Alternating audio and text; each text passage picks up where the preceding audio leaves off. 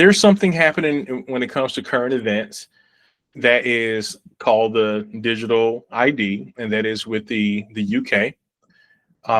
Different things are, different conversations are being had about it. But I thought it may be good to use that for our logic and reasoning. And in a world where media and social media is in a race to be first instead of right, there's a lot of information that is shared. And this is, in my opinion, as someone who has been a contributor to news platforms, um, there's a lot of sensationalized media out there as well to get clicks, to get you to take action. So in today's world, being able to identify what is the logic behind it, or more so, what is the evidence, what is the argument, um, what are the facts, and that's when it comes to logic and reasoning. That's what we're judging against. That's what we're weighing out, everything that there is, because out of information that comes to us, that's kind of what we have to face. And I thought a little bit more about that, and this is the preface to the assignment that we're going to dive into here in a moment. But I thought a little bit more about that because when I think about the LSAT, right, the LSAT, this is for lawyers, and lawyers have to sometimes defend the guilty, and find some way of, not necessarily proving that they were right, but find something that works in their behalf. And that's the reason why, evidence and arguments and facts are important. I was speaking to another future diplomat earlier this morning. Two things. One, me coming from human resources, yeah, the logic and reasoning, I felt pretty comfortable with it initially, because you have to make some tough choices that deal with people's lives, their livelihood, when you're in human resources. I'm sure a lot of people are seeing that now when it comes to the RIFs, the reduction in force. And you think that maybe there's somebody who is human in the human resources department, but to make those decisions, especially if they're data-driven decisions, you really just have to work with the data. You have to be sometimes like that lawyer who has taken the LSAT, which we're now taking that same section of their tests, which is the logic and reasoning. And I don't know if that's a testament to the type of diplomats that we need to become in this current administration, a little cold and calculated and data driven. But the second part, and this relates to it, that I wanted to share is I really appreciate the personalities that are in this study group. At the end of the day, we're kind of competitors, with each other. We're going after the same job, we're ranking against each other, but we help each other, we support each other. And one thing I've noticed over the last 3 years of leading a study group and supporting different study groups as it relates to the FSOT is that we typically have some things in common, most of us. I noticed that a lot of people work in nonprofits, or that they work for government, or they work in a capacity where they are case managers or helping people, and they're people facing. There are other categories as well, but ultimately everyone here loves to help people, loves to support people, and love to see other people win.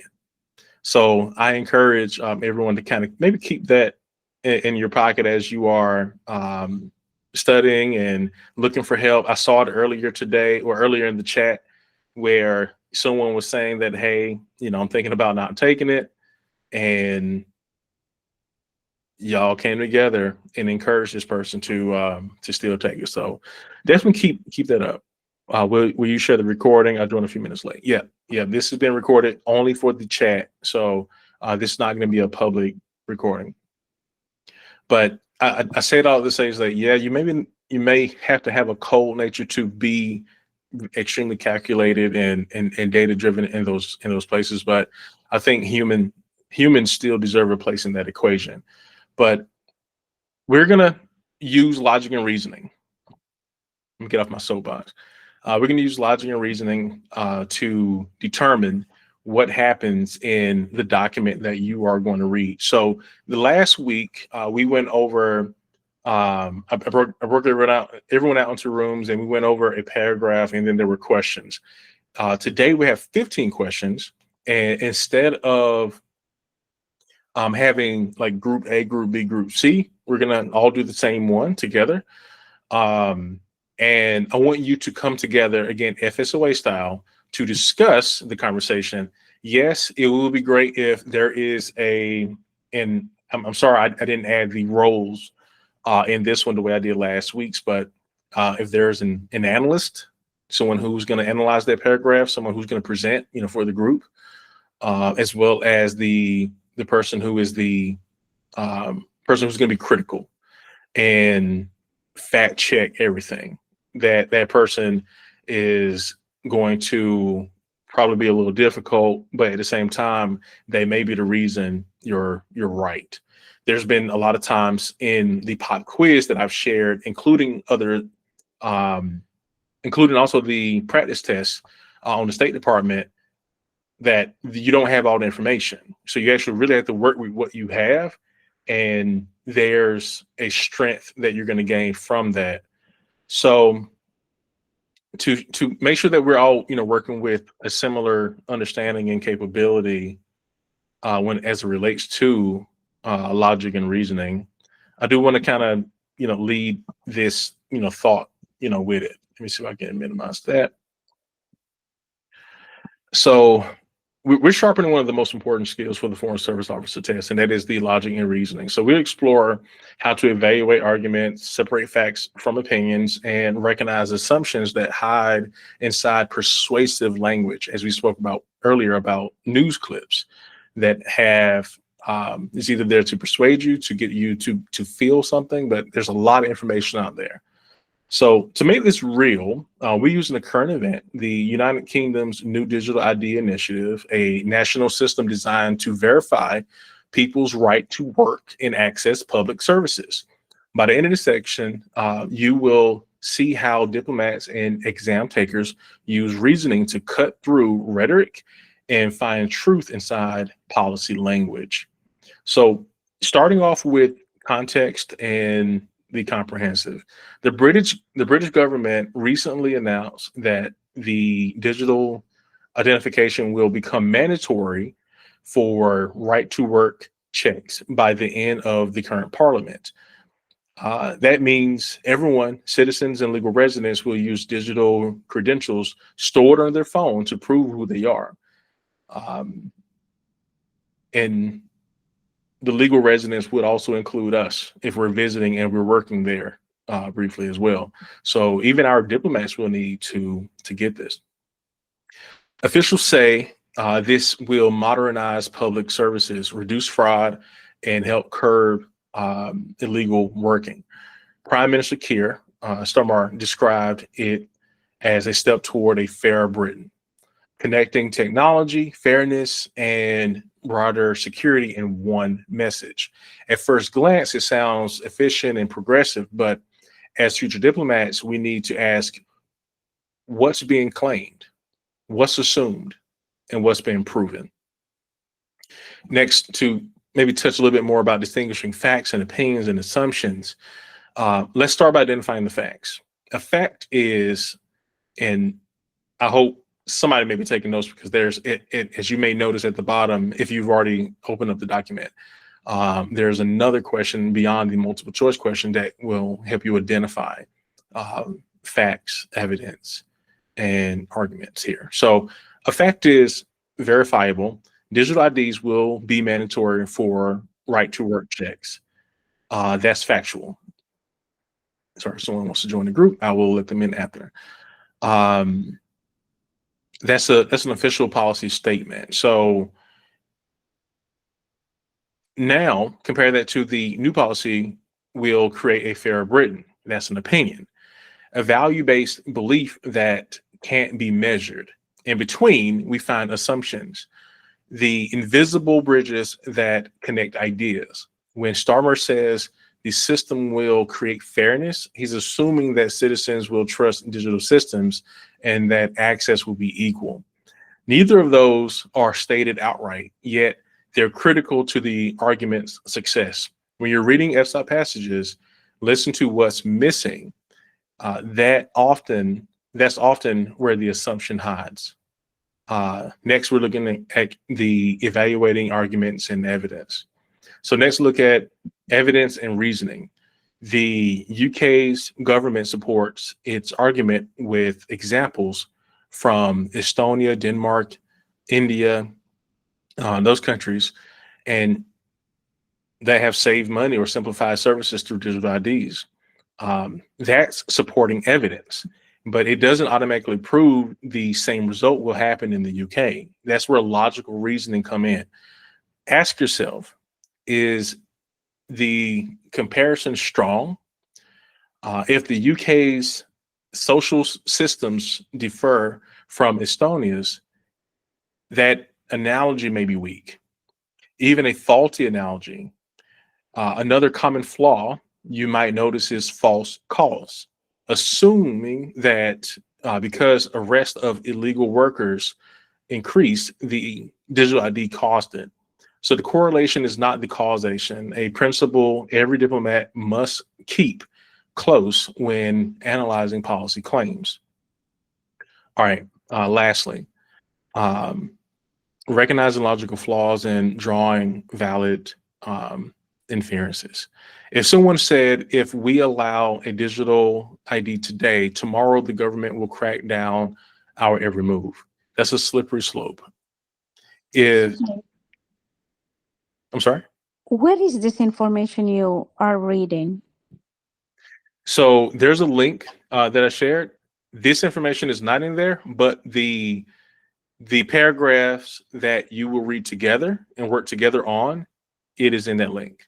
Okay. So yeah, more so I'm just sharing about the recognizing logical flaws. So actually, because I didn't do that last week, I didn't actually discuss how to identify the argument, the evidence, the assumptions. I didn't discuss this. So I wanted to discuss that this time.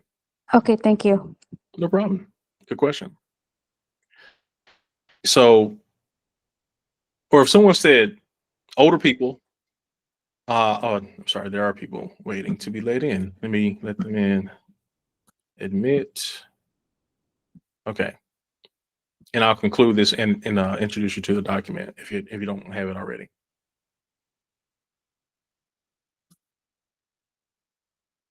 Okay, great.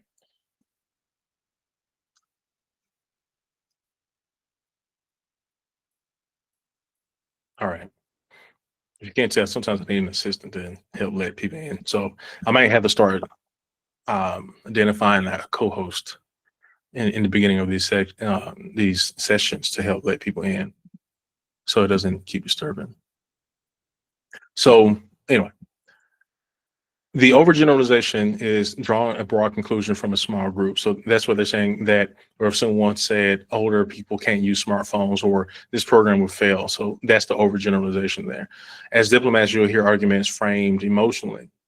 Your role is to identify when emotion replaces logic and bring the conversation back to evidence and reason. Strong reasoning is calm, consistent, and supports the data, not fear or bias. So let's practice inference. So drawing logical conclusions from what's stated. From the article, or the more so the summary that you're going to read, we can infer that the UK wants to balance innovation with border control. That conclusion isn't directly stated, but it's supported throughout.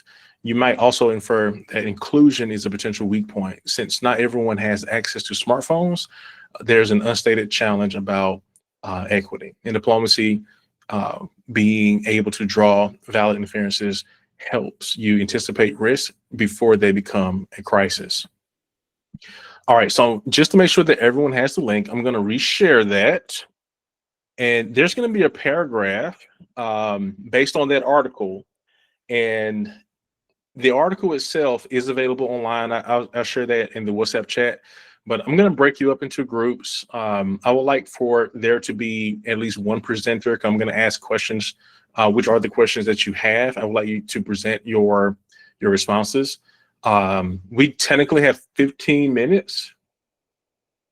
So, and I do want to make sure I'm respecting everyone's time. I'm going to still do those breakout rooms, but I want you guys to answer those questions, and then we will discuss the responses. Try not to get ahead of us because the answers are at the bottom of the document in a separate link. So let's make sure that we are collaborating together. All right, here we go. Send to the breakout rooms now. We're just gonna do two breakout rooms this time, and the timer is going to be 10 minutes, just so we can leave 5 minutes to discuss the answers. All right, make sure I let Zara in. There we go. Okay, here we go.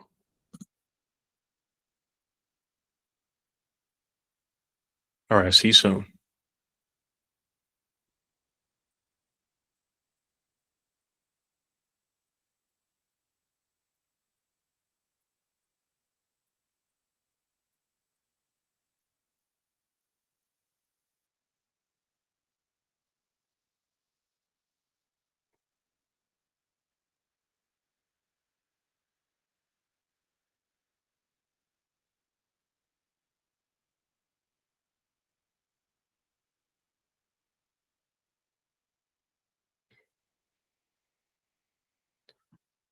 Maria, Tom, Laura.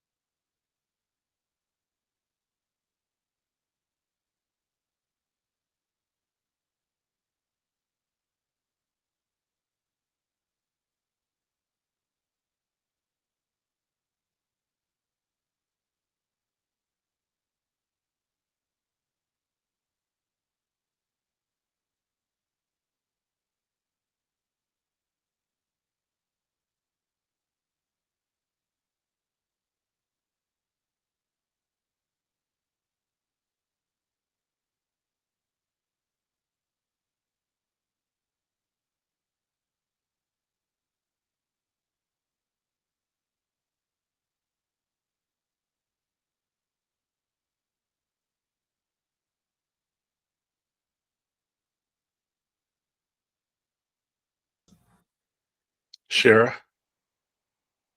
me wrong?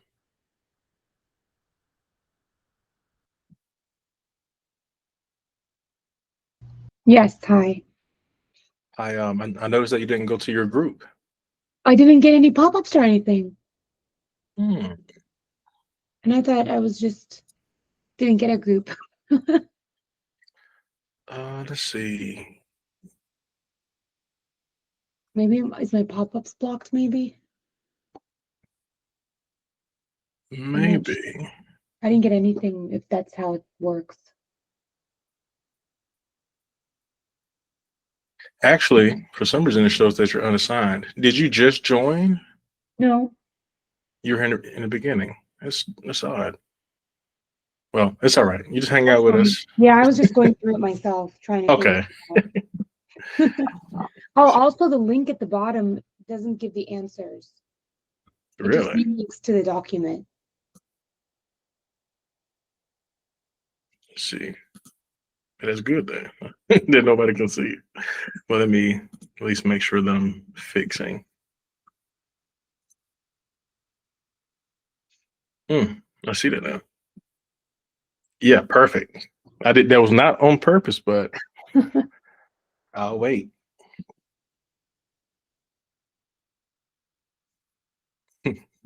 Thank you for identifying that. Yeah, I was trying to see if I got the right answers. Ah, I'm one of the ones that wrote in the chat saying that I'm made to retake it even though I'm in clearances. oh, okay, for sure.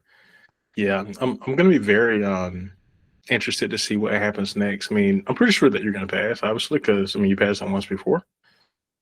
So Yes, but there's no way I'm going to do the FSOA again. It was my second time doing it, and I think if they force us to retake that, that's not fair to us. yeah, if I'm also, I mean, I've never taken the FSOA, I haven't gotten that far, but just learning about the FSOA enough to share about it, with the group has been challenging. It's been fun, but it's been also been challenging, which I love the challenge. But yeah, it seems like um, just that case management, part of it. The interview, I mean, I think I feel pretty good about teaching people that because I've, again, 15 years HR, I've been helping people with career development. So with job interviews, I can definitely do that without a doubt.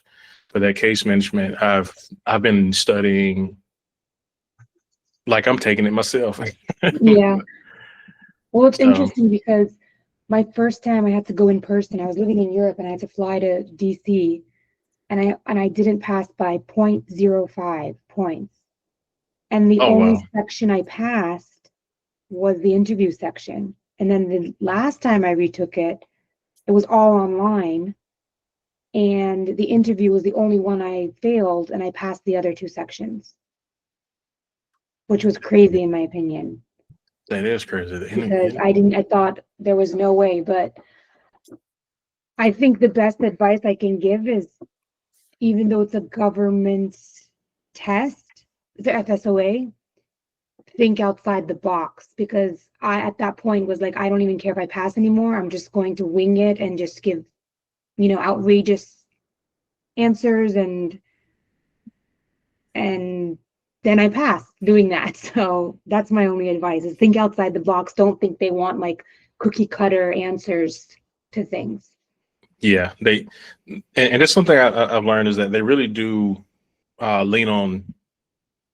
I want to say I don't want to say diversity, but they want you to show up as your authentic self Yes.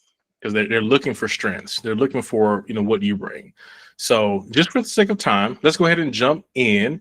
I'm very curious to see how the difference is because Team A was very much like last week, collaborative and connecting and that kind of thing, sharing ideas. Team B, a lot of strong minds in there, and I didn't really hear a lot of chatter, but they had a method that worked for them, and I'm very curious about hearing that. So what I will do And yes, the link to the answers did not work until just now. So I know that the answers that you're about to share are your unique answers.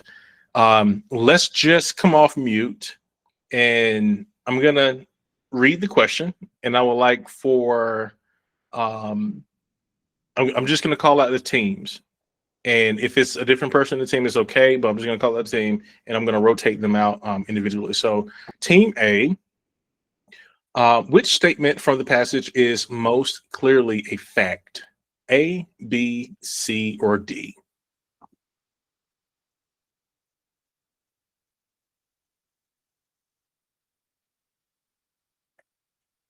TMA, do you have a presenter? So I think I'm in team A, right? I think I was in like breakout room 1. So I can answer. Yeah. Yeah. So Cool, thank you. yeah. So I think their consensus was letter A. Digital ID will protect privacy better than paper documents.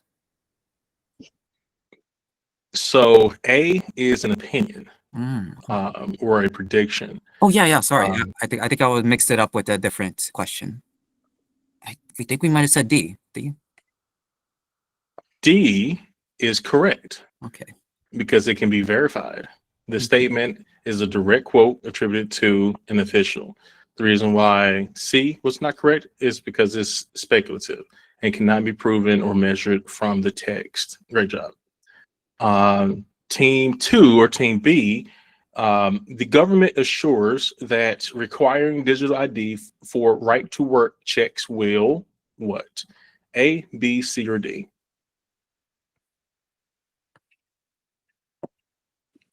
Well, we didn't have time to discuss as a group, like within our own breakout group. So we kind of just answer individually. Okay, well, what's your answer then?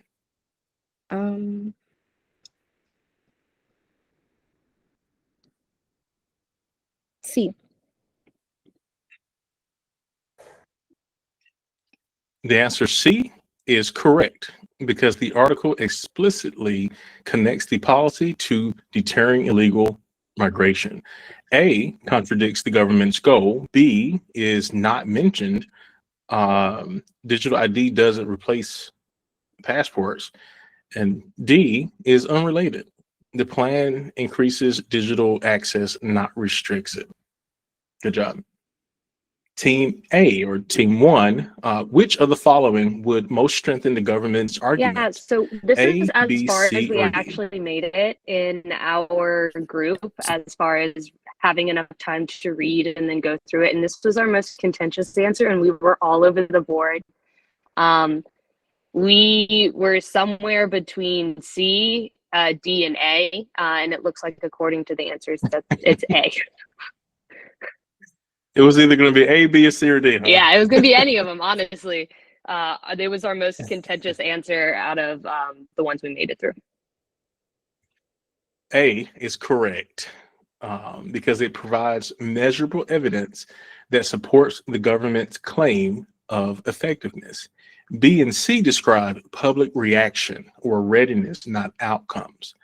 And D would support the system's safety, but not its success in deterring illegal work. All right. I do know that now I know that team B, you guys didn't actually come together, but maybe, it can just be a free for all. Number 4, if anyone just wants to, just shout it out, which is an assumption behind the prime minister's statement about fairness. Team A or B, you can just shout it out. A. A is correct. It's correct because the statement not only holds true, its citizens believe that the system is fair and trustworthy. The reason why B and C are not, they're not implied anywhere in the passage. And C may be partially true, but overstates the relationship between fairness and technology. Number 5. In fact, I do also want to make sure that I'm being respectful of everyone's time. That's also, if this is one of your first few times, you'll notice I'm pretty strict on that, because I do know, I mean, yeah, I love that we get the chance to connect, but I also want to make sure that I'm keeping my promise. This session is meant to be an hour. So we did spend a little bit more time in the beginning, which is great. I mean, there was just some questions about procedures and policy there for rescheduling and different aspects of the test. But I'm grateful that even hearing that this session was challenging. I've read the names in the groups, and I purposely wanted to mix you guys up, because last time you destroyed my test and it was just too easy for you. So I love that, the fact that even the most ready brains in this study group today, and also in the breakout rooms, also found these challenging. So I'm curious if you guys want to continue these in the chat, but as far as this type, I will create some new questions as pop-up quiz, but if you want to, in your own time, I made sure that on the answer sheet that there's explained answers, so you'll be able to at least understand the reason why, if you did have a chance to answer that, if it was right or wrong, and why. So other than that, I'm very grateful. Thank you, Maddie. You're great.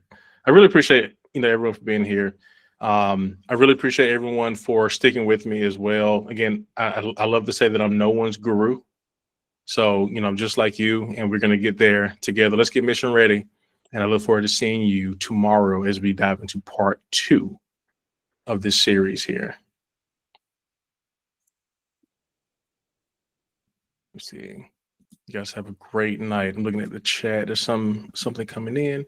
Could you please drop the answers in the chat for some reason, or maybe the emails? Maybe in the email. Yep, I will. Yep, I'll share in the group chat. Thank you, man, for moderating our group. Yeah, you guys are awesome. I'm new here. Hello, Maria. Thank you so much for organizing. Thank you. I really appreciate you for being here. It's definitely not a me thing. It's all of us thing. We come together. Thank you. You are welcome. Particular. Thank you, Travis. Thank you. Awesome. Okay. Yeah, for those who did not have a chance to make it to tonight's session, they're probably going to be like, "What? And where is this document?" So, you have the cheat sheet in a way. But yeah, y'all have a great night, and I will see you tomorrow.